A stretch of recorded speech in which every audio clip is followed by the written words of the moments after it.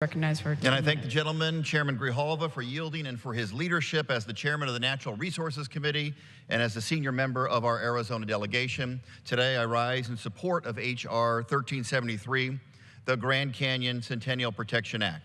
When people think of Arizona, they most often conjure up images of the Grand Canyon. It's our state's greatest treasure and one of the most iconic natural wonders on Earth. It took nearly 2 billion years for the Colorado River and its tributaries to cut through layer after layer of rock to form the canyon.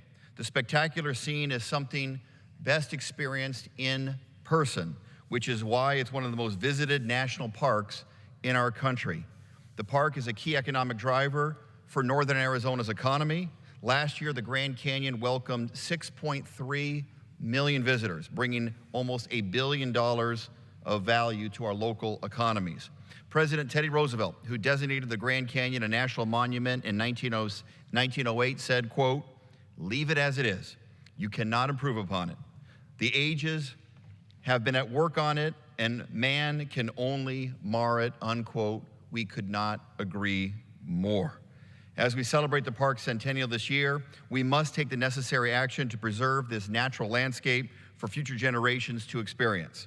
The bill before us today, which makes a permanent ban on new uranium mining permits on nearly 1 million acres around the canyon, is that necessary action. It's a vital step to protect this delicate ecosystem, the significant number of species that call it home, as well as the Colorado River watershed on which millions of people rely for water.